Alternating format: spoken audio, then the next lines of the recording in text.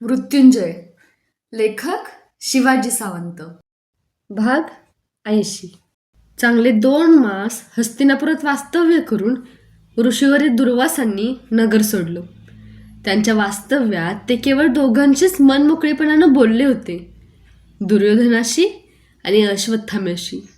मी पुन्हा कधीही त्या विचित्र ऋषींच्या पर्णकुटीकडे गेलोच नाही. मात्र त्यांनी सांगितलेलं सुवर्णजल न चुकता नित्य सकाळी सूर्योदयापूर्वी प्राशन करू लागलो. अर्घ्यदानाचा थोडासा अनियमित झालेला कार्यक्रमही मी सावरून घेतला. दुर्योधनाच्या सूचनेवरून प्रभंजनही दुर्वासांमागोमाग द्वैतवनाकडे निघून गेला होता. वृक्ष, काम्यक, हिमालय अशा सर्व पर्वतांवरील आपल्या आश्रमातील सहस्रावधी शिष्य बरोबर घेऊन शेवटी दुर्वास ऋषी पांडवांच्या पर्णकुटीसमोर उभे ठाकणार होते. त्यांच्या भोजनाची थोडी सुद्धा अनास्था होताच स्वभाव धर्माप्रमाणे क्रोधानं जटा पिंजारून तो तपस्वी पांडवांना शाप देणार होता. आणि या सर्व कथेचं सविस्तर निवेदन त्यांच्या पाठोपाठ मागोवा घेत फिरणारा प्रभंजन घोड्यावरून दौडत येऊन दुर्योधनाला सांगणार होता. मला मात्र दुर्योधनाच्या या कल्पनेत काही स्वारस्य वाटत नव्हतं. पांडव ही 3च अक्षरं शीळ घालत माझ्या मस्तकात भ्रमण करीत होती. पांडवांच्या अस्तित्वानं धैर्य सुटलेल्या दुर्योधनाची केविलवाणी अवस्था मला पाहवतच नव्हती. त्याच्या कंठाभोवती लपेटलेला हा 3 अक्षरांचा फास मला मुक्त करायचा होता. दुर्योधन आणि कर्ण ह्या आता एकाच राजमुद्रेच्या 2 बाजू झाल्या होत्या. पृथ्वी तलावर एक पांडव तरी अस्तित्वात राहतील, नाहीतर कर्ण तरी राहील, या भावनेनं मी दुर्योधनाला सहाय्य करणार होतो. 1 मासानंतर प्रभंजन द्वैतवनातून राजनगराकडे परतला. दुर्वास आणि त्यांचा प्रचंड शिष्यगण यांच्या मागोमाग सावधपणे प्रवास करून त्यानं सर्व वृत्तांत हस्तगत केला होता. आर्यावर्तातील आपल्या सर्व शिष्यांसमवेत हस्तिनापुराहून निघाल्यापासून विविध आश्रमांचा प्रवास करून 15 दिवसांतच ऋषीवर्य दुर्वास द्वैतवनातील पांडवांच्या पर्णकुटीसमोर उभे ठाकले. त्या विचित्र ऋषीनं दररोज निरनिराळ्या पक्वानांची मागणी करून पांडवांना त्रस्त करण्याचा आटापिटा केला, पण एका अद्भुत थाळीनं तो उधळून लावला होता. पांचालीजवळ अशी एक थाळी होती की जिच्यातून कोणतंही पक्वान आपोआप उत्पन्न होत होतं. कितीही बुभुक्षितांची भूक शमूनही परत ती थाळी पूर्ण भरलेलीच राहत होती. सर्वात शेवटी प्रभंजनानं सांगितलं की पांचालीला ती थाळी सूर्यदेवांकडून मिळाली होती. द्वैतवन सोडताना स्वतः दुर्वासांनी त्या रहस्यमय थाळीला वंदन केलं आणि शापाऐवजी पांडवांना तृप्त मनानं वरदान देऊन ते हिमालयाकडे निघून गेले. दुर्वास दुर्योधनाला संतुष्ट करू शकले नव्हते. पाठीवर हातांची गुंफण करून तो सर्व वृत्तांत ऐकताना पिंजऱ्यात कोंडलेल्या शार्दूलासारखा दुर्योधन कक्षात फेऱ्या घालू लागला. भुवयात आणून एकदम आपल्या त्या विश्वासू आणि प्रिय सेवकाच्या अंगावर धावून जात तो वस्कन ओरडला, मूर्खा, असली अप्रिय वार्ता आपल्या सम्राटाला ऐकविण्यापेक्षा पुरोचनासारखा तिकडे जळून का मेला नाहीस तू? युवराज असून स्वतःला तो सम्राट म्हणून घेत होता. प्रभंजन क्षणभर थरथरला, पण त्याचा तरी काय दोष होता? आपलं आज्ञापालनाचं कर्तव्य त्यानं केलं नव्हतं काय? तू जा, अशी मी त्याला आज्ञा केली. मान नमवून तो खिन्नपणानं निघून गेला. अस्वस्थपणे फेरे घालणाऱ्या दुर्योधनाकडे क्षणभर एकटक पाहून मी त्याला म्हणालो, युवराजा, पांडव तुला खरोखरच इतके अस्वस्थ करून सोडतायत काय? मग सरळ सरळ राजसभा भरून युद्धाचाच निर्णय तू का घेत नाहीस? कुणी नाही दिली तरी मी दिलेली साथ तुला पुरेशी वाटेल की नाही? अंगराज, मला पूर्ण माहीत आहे की पांडवांशी गैरिक पर्वताच्या खंबीरपणानं तोंड देणारा सिंहाच्या छातीचा एकच योद्धा हस्तिनापुरात आज अस्तित्वात आहे, आणि तो म्हणजे कर्णच. मग कधीही सत्य न ठरणाऱ्या सावरीच्या कापसासारख्या इतर हलक्या योजना का आखतोस? ते तुला कधीच कळणार नाही. तरी पण तुझ्या म्हणण्याप्रमाणे एकदा राजसभा भरवून कुरु योद्ध्यांचा कानोसा घेऊन पाहायला काहीच हरकत नाही. माझी कल्पना पटवून घेऊन ती लगेच अंमलात आणण्याचं ठरविल्याचा त्याचा हा पहिलाच प्रसंग होता. त्याचा निरोप घेऊन मी परतताना दुर्योधनाबाबतचा एक विचार यत्न करूनही माझ्या मनाच्या प्रांगणातून क्षणकालही दूर होत नव्हता. अशा कोणत्या दिव्य भक्तीच्या साधनेनं पांचालीनं सूर्यदेवांकडून ती अद्भुत थाळी मिळवली होती? मला तिच्या भक्तीचा मार्ग जर खरोखरच कळला असता तर मी त्याचा काटेकोरपणे अवलंब केला असता. कुठली तरी थाळी मिळवण्यासाठी नव्हे, शस्त्रास्त्र मिळवण्यासाठी नव्हे, केवळ मला मार्ग दाखविणाऱ्या त्या गुरुच्या अधिक सान्निध्य जाण्यासाठी, जीवन अधिक प्रकाशमय करून घेण्यासाठी. ठरल्याप्रमाणे दुर्योधनानं राजसभा बोलावली.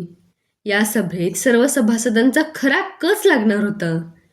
पांडवांशी किती काल पाठशिवणीचा न संपणारा खेळ खेळायचा हे ठरणार होतं. सभागृह भरताच वृषवर्मा अमात्यांनी सभेचं प्रयोजन सांगितलं. अमात्यांमागोमाग दुर्योधन उठला.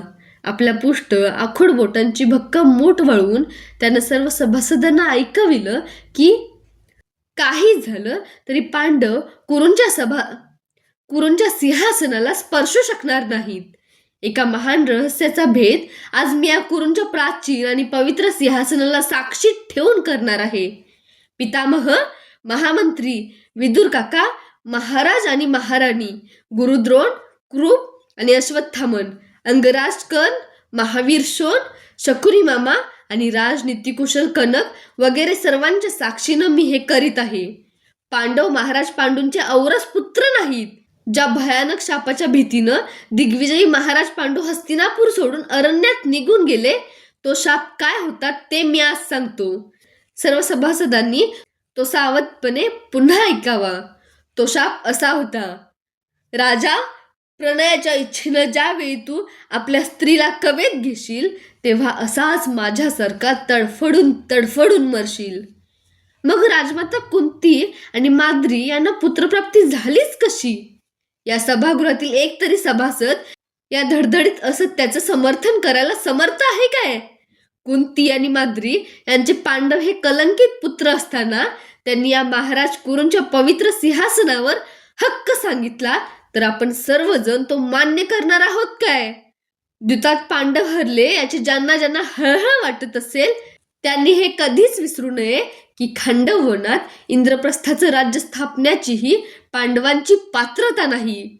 या सभागृहाच्या प्रवेशद्वारावर सेवक म्हणूनही पांडवांना उभं करणं म्हणजे आपल्या पिढ्यानपिढ्या रक्ताचं सिंचन करून पवित्र ठेवलेल्या राजसिंहासनाला काळीमा फासणार आहे. सांगा, केवळ ते सामर्थ्यशाली आहेत म्हणून पांडवांपुढे नतमस्तक होऊन मी या राज्याचा अर्धा भाग, या खांडववनाचं इंद्रप्रस्थ त्यांना द्यावं काय? आकाशाचं छत फाटून मस्तकावर कोसळलं तरी त्याची हसत मुखानं पायदंडी करून त्यावर उभे राहणारे अंगराज कर्णासारखे महारथी कुरूंच्या पाठीशी उभे असताना पांडवांना भिण्याचं कुरूंना काय कारण आहे? मी तर त्यांना पांडव सुद्धा म्हणावयास तयार नाही, कारण त्यांना पांडव म्हणणं म्हणजे महाराज पांडूंची अवहेलना करण्यासारखं आहे. मी त्यांचा कौंतेय आणि माद्रेय असा उल्लेख करणार. त्यांच्या माजलेल्या अरेरावीला वेळीच उखडण्यासाठी आज या सभागृहातल्या सर्व सभासदांना आवाहन करीत आहे. कुरूंच्या शूर योद्ध्यांनो, कौंतेय एकाकी आणि सहाय्यहीन आहेत तोपर्यंतच त्यांना तुम्ही निखंदून टाकाव्यास नको आहे काय? सांगा. दोन्ही हात अवकाशात उडवीत त्यानं सर्व सभासदांना प्रश्न विचारला. सभागृहातले सर्व योद्धे गदेच्या प्रहारासारख्या त्याच्या शब्दफेकीनं उठून उभे राहिले. काही जण तर हात उंचावून ओरडले, राजा, द्वैतवनाकडे जाणारा मार्ग आत्ताच आम्हाला दाखवा.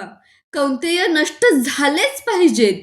महाराज पांडूंच्या पवित्र नावाचा नीच वापर करणारा कोणीही प्राणी या हस्तिनापूर राज्यात जिवंत राहणार नाही.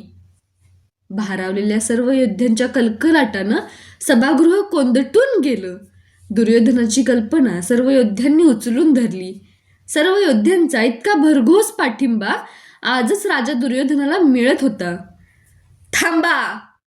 तोच तो पाषाणावर बाणांचं पातं आदळताच होतो तसा कणखर आवाज झाला.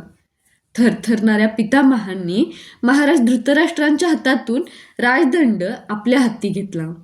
मागे एकदा आखाड्यात माझ्यासाठी बोलताना त्यांनी असाच तो राजदंड आपल्या हाती घेतला होता.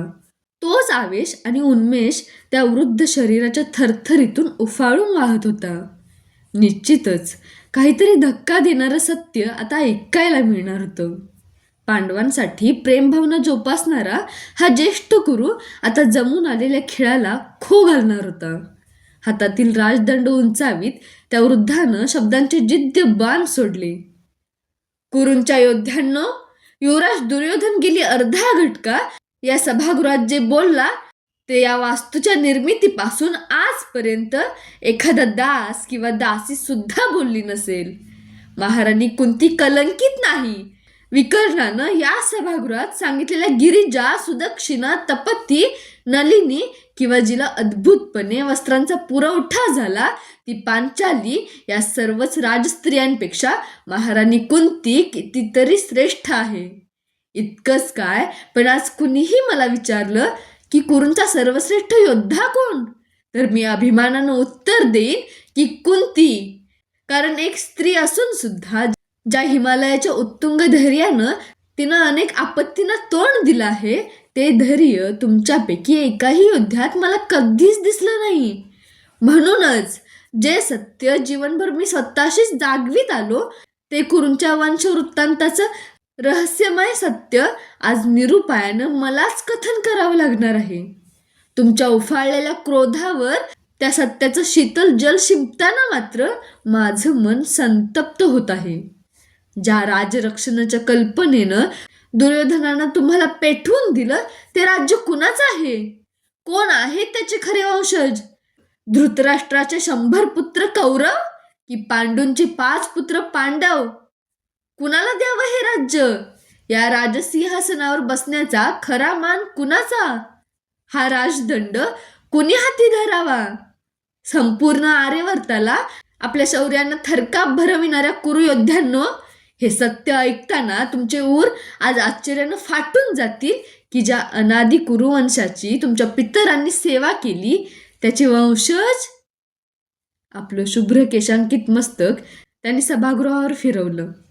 क्षणभर सगळीकडे उत्सुकतेनं भरलेली शांतता पसरली. कुणाचं नाव ऐकायला मिळणार? कौरवांचं की पांडवांचं? त्याचे वंशज कौरवही नाहीत आणि पांडवही नाहीत. सर्वांनी श्वास रोखले. पाठीचा कणा ताठ करून मीही कान टवकारले.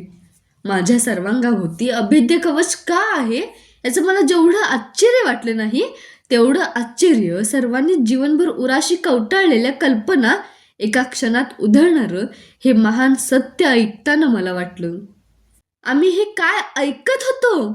कसा विश्वास बसला असतो त्या कथनावर? पण बोलणारे पितामह होते.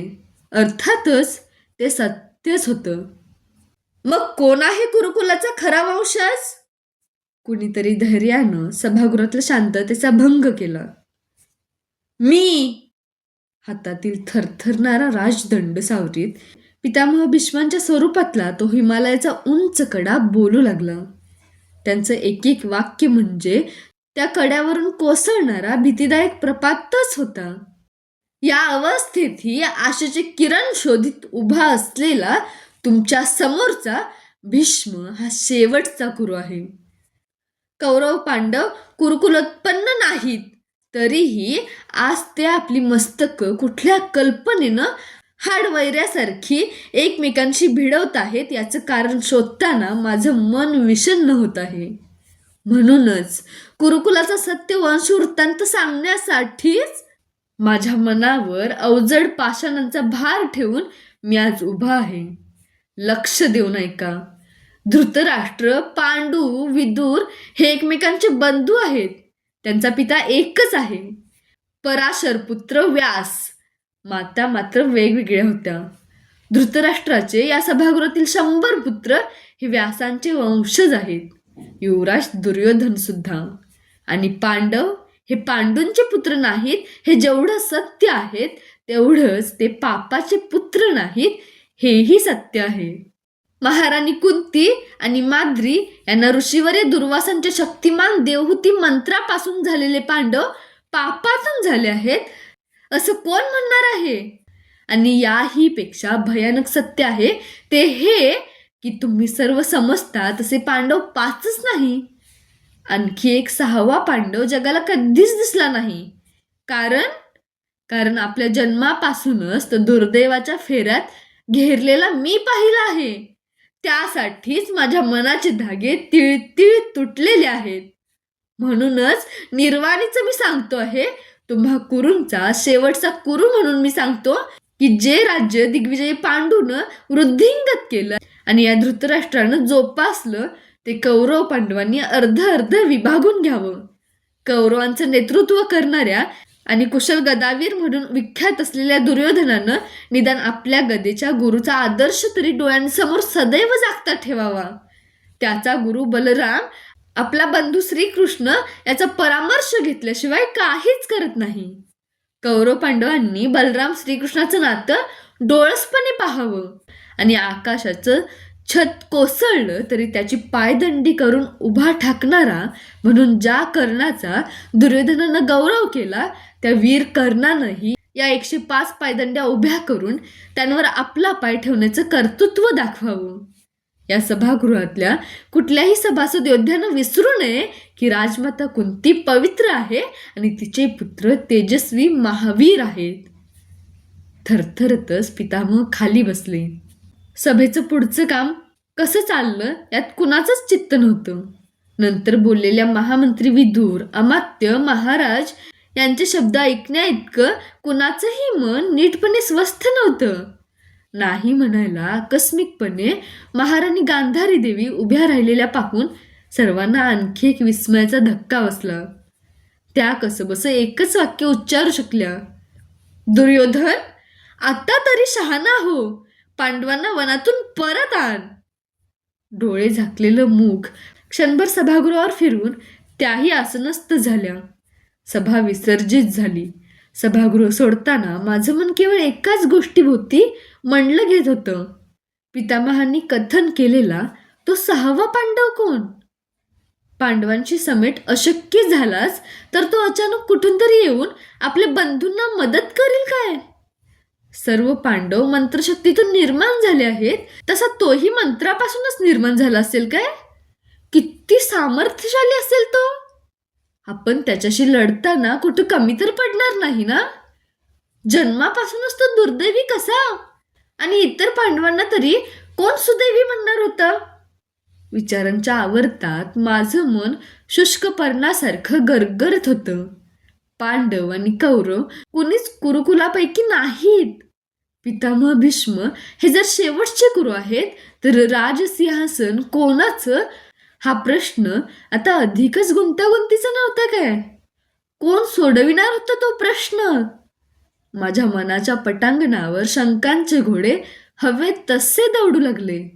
कुणाला आवरावं ते समजत नव्हतं. खाली मान घालून जडपणे एक एक पाऊल उचलीत मी सभागृहाबाहेर शुष्क पाषाणांची पायघडी असलेला चौथरा मागं टाकीत होतो.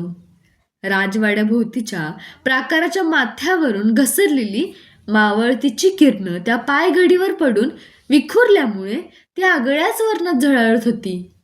माझ्या खांद्यावरचा तलम उत्तरीयाचा एक शेव घरंगळून खाली पडला होता. पायघडीवरून फरफटत येत होता.